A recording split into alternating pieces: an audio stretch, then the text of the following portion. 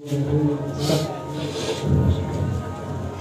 ابي هريره رضي الله تعالى عنه قال رسول الله صلى الله عليه وسلم انما قاسم والله يؤتي نواب البهائي.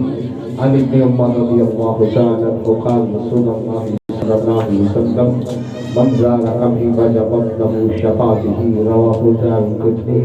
عن ابن ابي هريره رضي الله تعالى عنه قال رسول الله صلى الله عليه وسلم قال افضل ذكر لا اله الا الله الى اخر. الصلاة والسلام عليك يا سيدي يا رسول الله وعلى آلك وأصحابك يا سيدي يا نور الله. الصلاة والسلام عليك يا سيدي يا رسول الله وعلى آلك وأصحابك يا سيدي يا نور الله.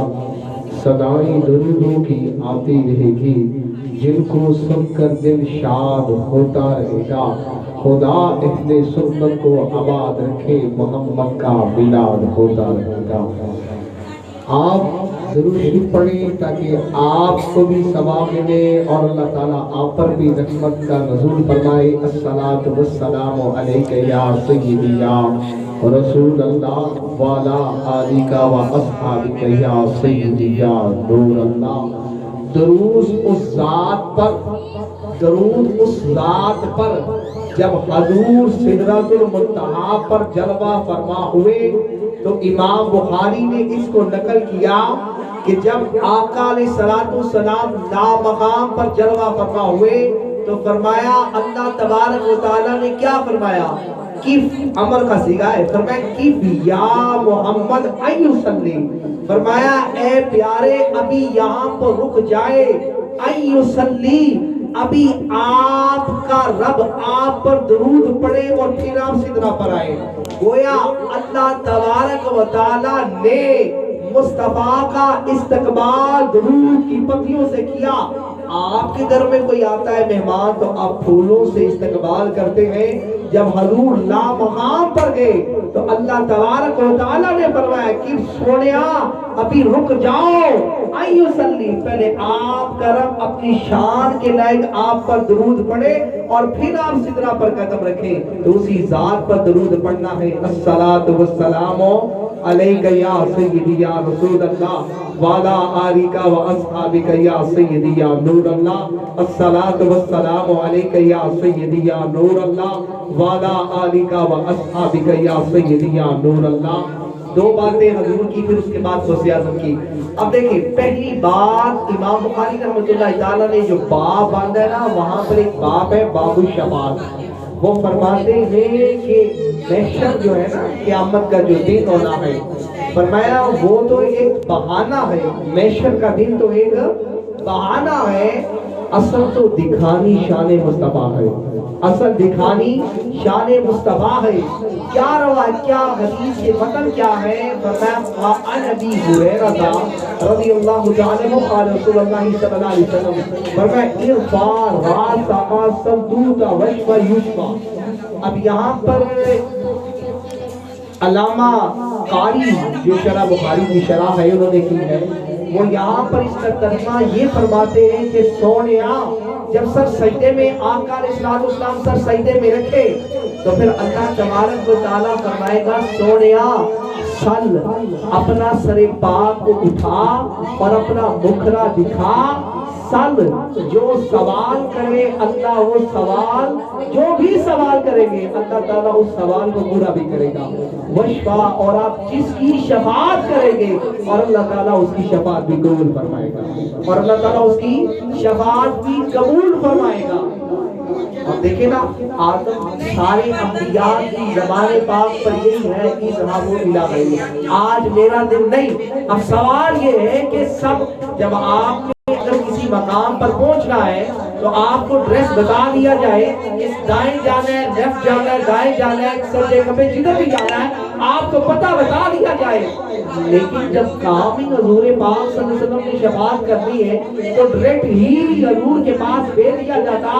آدم علیہ السلام کے پاس عیسیٰ علیہ السلام سارے انبیاء کے پاس بھیج کر سارے انبیاء کے پاس بھیج کر اینڈ میں مصطفیٰ کے پاس بھیجا گیا. اور میں اس کی وجہ یہ ہے اگر ڈائریکٹ ہی حضور کے پاس بھیج دیا جاتا تو آدم علیہ السلام کی قوم نے کیا رکھا؟ یہ جو اتنا سا کام ہے یہ تو ہمارے نبی نے بھی کر دینا تھا. تم آدم علیہ السلام کے پاس تو گئے ہی نہیں. اگر آدم علیہ السلام کے پاس جاتے تو وہاں سے تمہیں نا امیدی نہیں ہونی تھی. عیسیٰ علیہ السلام کے پاس جاتے تمہیں وہاں پر نا امید نہیں لٹانا تھا. وہ اللہ کے پیارے ہیں, کلیم اللہ کے پاس جاتے جو اللہ سے ہم کلام ہونے کا شرف ملا. تم نے انہیں موقع ہی نہیں دیا. اگر تم چاہتے تو یہ کام کر دیتے لیکن تم نے موقع نہیں دیا. تو اللہ تعالیٰ نے سارے نبیوں کے پاس گھما کر ان میں حضور کے پاس بھیجا, بتایا آج کسی کا دل نہیں ہے, آج شفاعت کا سہرا صرف مصطفیٰ کے پاس, آج شفاعت کا سہرا صرف حضور کے پاس میں. تو عائشہ صدیقہ فرماتی ہے کہ اللہ تبارک و تعالیٰ آپ کی چاہت کو بڑی جلدی پورا کرتا ہے. فرمایا اللہ تعالیٰ آپ کی چاہت کو, بخاری کی روایت ہے عائشہ صدیقہ اس حدیث کو روایت کرنے والی عائشہ صدیقہ, فرمایا اللہ تعالیٰ آپ کی آرزو, آپ کی چاہت کو بڑی جلدی پورا کرتا ہے. فرمایا جب آپ آسمان پر سر اٹھائے تو رب کعبہ بدل دیتا ہے, اور جب محشر کے دن آپ سر سجدے میں رکھے تو رب سارے گناہگاروں کو بخش دیتا ہے. تو اللہ تعالیٰ آپ کی آرزو, آپ کی تمنا, آپ کی چاہت کو بڑی جلدی پورا کرتا ہے کہ آپ نے آسمان پر سر اٹھایا, رب نے ادھر کعبہ بدل دیا ہے, اور جب محشر میں آپ نے سر سجدے میں رکھا تو رب سارے گناہگاروں کو بخش دیتا ہے. تو رب سارے گناہگاروں کو بخش دیتا ہے. اب جو موضوع ہے دیکھیں, ہمارا دل جو ہے نا, فرمایا حدیث کے لفاظ ہے, فرمایا انا, فرمایا کیا, فرمایا انا فی جسد مضغۃ, انا فی جسد مضغۃ, فرمایا انسان کے جسم میں ایک گوشت کا لوترا ہے, اذا صلحت, اگر وہ درست ہو گیا تو سارا جسم درست ہو گیا ہے, اذا صلحت فسدت, اور اگر اس میں فساد آ گیا تو سارا کلو, ہر ایک میں فساد آ گیا. فرمایا الا وہی قلب, وہ دل ہے.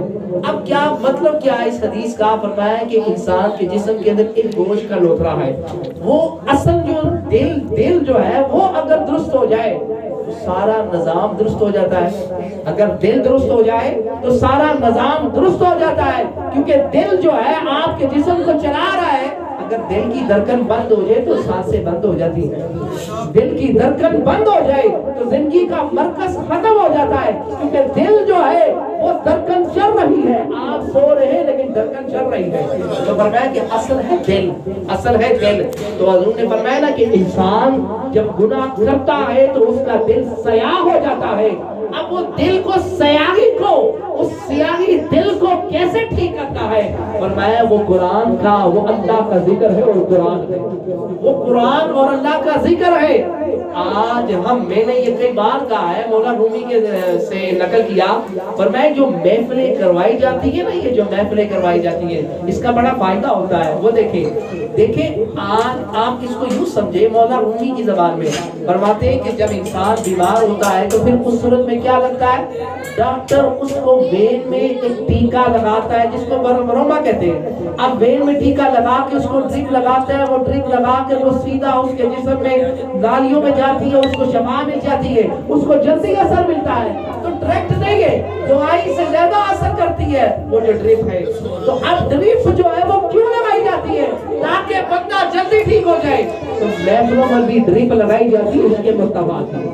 محفلوں میں ڈرپ لگائی جاتی ہے کس کی؟ عشق مصطفیٰ کی ڈرپ پہ لگائی جاتی ہے, یعنی محبت رسول کوڑ کوڑ کر ان کو سنائی جاتی ہے. بہت سے مصطفیٰ سنائے جاتے ہیں, عشق مصطفیٰ کی شمع اس کے دل میں جلائی جاتی ہے, تو پھر اس کا دل نور اعلیٰ نور ہو جاتا ہے, پھر اس کا دل نور اعلیٰ نور ہو جاتا ہے. تو اولیاء کے ہاتھ میں بیعت کرنے کا مقصد یہی ہے کہ تمہارا دل سیاہ ہو چکا ہے گناہ کر کر کے. اب وہ جو ولی کے ہاتھ میں جب بیعت ہوگے وہ سیاہی دھو دے گا اور دل چمک اٹھے گا. پھر تم جدھر بھی دیکھو گے تمہیں مدینہ نظر آئے گا, پھر تم جدھر بھی دیکھو گے مدینہ نظر آئے گا. اور جو لوگ وہ کہنا کہ بھئی حضور آج نظر نہیں آتے, بدبخت قوم, حضور آج بھی نظر آتے ہیں, حضور علیہ السلام کو دیکھنے والی تمہارے پاس آنکھیں نہیں ہے. مولا رومی سے پوچھتے ہیں, فرماتے ہیں وہ کیا وجہ ہے؟ فرمایا کہ جو چیز زیادہ قریب ہو, اقرب, اس میں تفسیر کا سیدھا فرمایا کہ وہ تمہارے نبی جو ہے وہ تمہاری جانوں سے بھی اولا بمانا اقرب ہے. کیا مطلب وہ تمہاری جانوں سے بھی زیادہ قریب ہے۔ اب مطلب کیا ہے؟ یعنی تمہارے جان کو تمہارے جسم میں کوئی کٹ لگتا ہے تو درد ہوتی ہے نا، وہ جو درد ہونے کا احساس تمہیں ہوتا ہے وہ احساس تمہیں بعد میں ہوتا ہے، پہلے مدینے والے مصطفیٰ کو خبر ہوتی ہے۔ اب جو چیز زیادہ قریب ہو وہ نظر نہیں آتی، بڑی لطیف گفتگو ہے، مولا رومی فرماتے ہیں جو چیز زیادہ قریب ہو وہ نظر نہیں آتی۔ اس پہ دلیل کیا ہے؟ بھئی آنکھ ہے نا، یہ آنکھ آپ کو دکھاتی ہے کہ یہ ٹیبل ہے، یہ کرسی ہے، یہ کتاب ہے، یہ قلم ہے، یہ گھر ہے، یہ مسجد ہے، یہ سارا، یہ مکہ ہے، یہ مدینہ ہے، یہ سارا منظر دکھاتا کون ہے؟ آنکھ دکھاتی ہے نا۔ آنکھ بند کر کے پھر پوچھو بھئی یہ کیا ہے، نظر آنا بند ہو جائے گا، آپ پہچاننا بند ہو جائے گے، نہیں معلوم ہے کیا اندر کیا نہیں ہے، کون ہے، کدھر جگہ بیٹھے ہیں۔ جو بیچارہ نبی نا اس کو تو نہیں پتا کہ میں کہاں بیٹھا ہوں، اسے بتائیں گے پتا چلے گا۔ گویا آنکھ جو ہے وہ سارا منظر دکھاتی ہے کہ یہ کیا ہے، یہ کون ہے، یہ پہچان کون کرواتا ہے؟ آنکھ۔